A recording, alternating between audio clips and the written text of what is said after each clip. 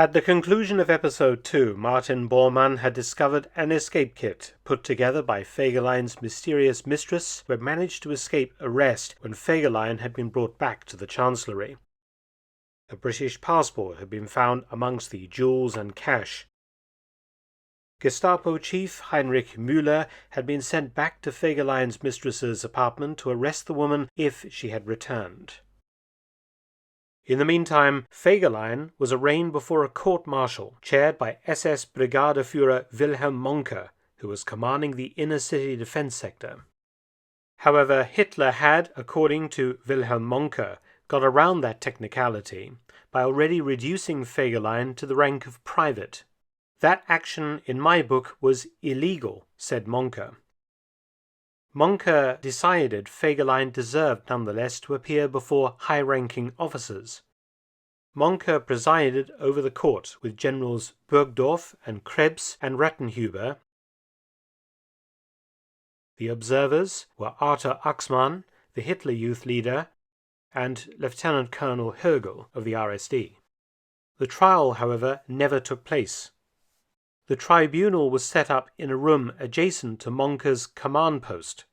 A green baize cloth was draped over a table, behind which the president and the other members of the board sat. Copies of the standard German Army Manual of Courts Martial were placed before them. Quote, "No sooner were we seated than Defendant Fegelein began acting up in such an outrageous manner that the trial could not continue," said Mohnke. He continued, "Very drunk, with rolling eyes, Fegelein first challenged the composition of the court, blubbed that he was only responsible to Himmler, not Hitler. He rejected defense counsel. He refused to defend himself. He cried, whined, vomited in the corner of the room, and shook uncontrollably. He also at one point took out his penis and urinated on the floor. Fegelein actually tore off his own epaulettes. It's always been reported that these parts of his uniform were torn off by angry members of the court-martial to humiliate the former SS general. But in fact he did it himself and threw them on the floor. Quote, "He called us all a collection of German arseholes." End quote. Knowing what we do of Fegelein's activities between the 25th and 27th of April, and what witnesses said regarding his state of inebriation or lack of it at different times, I think this scene was just that, a scene. I think the histrionics were played up to ensure that Fegelein would not be judged at this time and possibly sentenced to death. Fegelein knew how bad the military situation was by the evening of the 27th of April, with the Soviets fighting hard into the center of Berlin. He was probably buying time in the hope that the issue against him would be dropped as the Soviets approached the Reich Chancellery and people had more pressing matters to deal with. And he was probably counting on the fact that as Eva Braun's brother-in-law, the Führer may very well have been wary of allowing him to be killed. Whether my theory is the right one or not, the histrionics certainly worked as regards the court-martial. Mohnke faced a dilemma. All the evidence showed that Fegelein was a deserter. In all armies, including the United States and British armies, the punishment for such actions is clear and severe. Hitler was very angry about Fegelein's inability to tolerate what ordinary soldiers were tolerating in the Battle of Berlin. But the manual clearly showed that a man had to be of sound mind and body to stand trial, to hear evidence against him and understand his own defense. Mohnke consulted with the other judges and adjourned and then dismissed the court. Fegelein was handed over to Rattenhuber. "I never saw the man again," said Mohnke. When Gestapo Müller arrived at the apartment, the woman was nowhere to be seen. On the way back to the Reich Chancellery, Müller went to Holy Trinity Church, which had been destroyed in an air raid in 1943, where the crypt had been turned over to the Gestapo, and Fegelein was brought into it and interrogated until the afternoon of Saturday the 28th of April. The Gestapo probably would have been primarily interested in Fegelein's mistress, now a suspected enemy agent. So who was this mysterious woman? Several members of Hitler's staff had met her. Günscher recalled that Fegelein's mistress was, quote, classier than most of his other women. I can remember only that she was good-looking, tall, well-groomed. Her hair was blonde with a reddish tint. She was 30-ish. She spoke German with an accent and at least 2 or 3 other languages. I had heard she had a husband, some foreign diplomat, conveniently out of town. Rochus Misch, the bunker switchboard operator, met her under more official circumstances. Misch thought she was Scottish and that she was married to an Hungarian. General Mohnke also knew that the woman was foreign, but he thought Danish. Hitler's pilot, SS General Hans Bauer, conversely thought the woman was Irish. Fegelein introduced her around Hitler's inner circle during 1944. Bauer said that he was under the impression that she was Irish but married to a Hungarian diplomat stationed in Berlin. Fegelein had apparently met her via Dr. Goebbels, as the woman had been doing some translation work for Goebbels at Deutschlandsender, the propaganda radio station, working on the Germany Calling program, which was broadcast in English.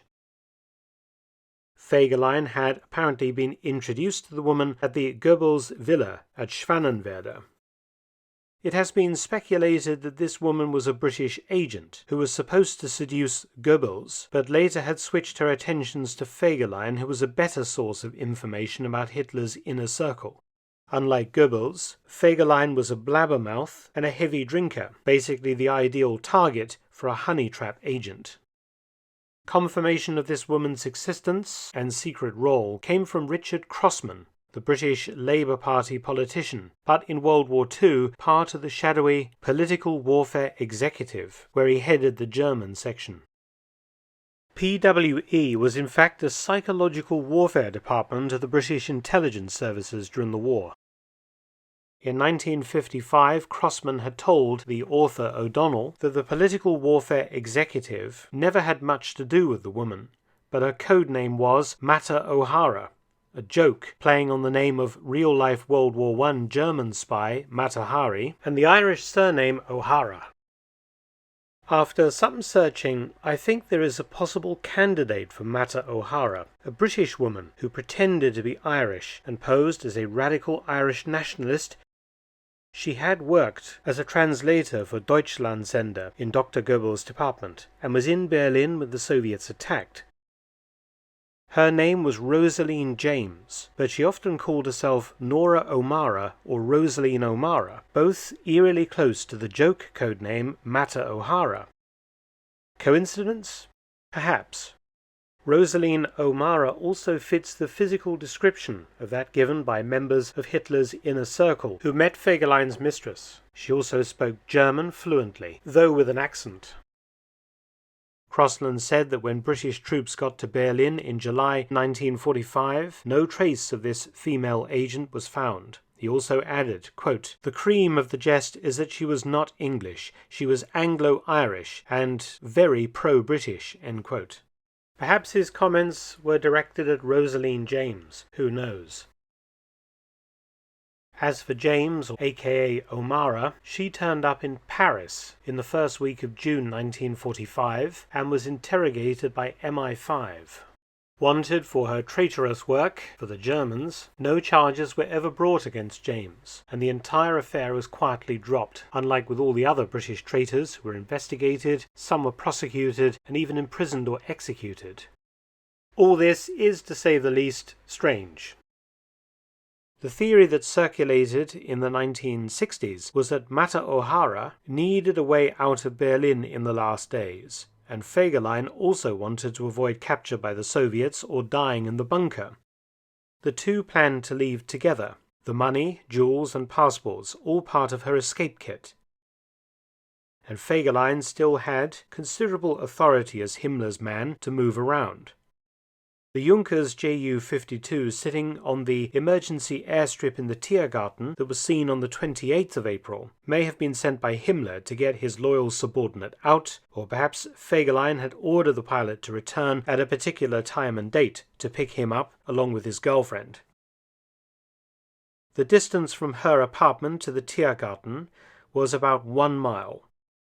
Any files relating to this woman's mission at the heart of Hitler's circle have never been released. And though Rosaline James is a person of interest regarding the identity, nothing has been proved. We will probably never know her identity. Tune in next time as Fegelein's fate is debated by Hitler himself. Who kills Fegelein, and what became of his body, or did he survive the war? And can we work out his possible escape plans, and how Eva Braun may have fit into them? Many thanks for watching. Please subscribe and share, and also visit my audiobook channel, War Stories with Mark Felton.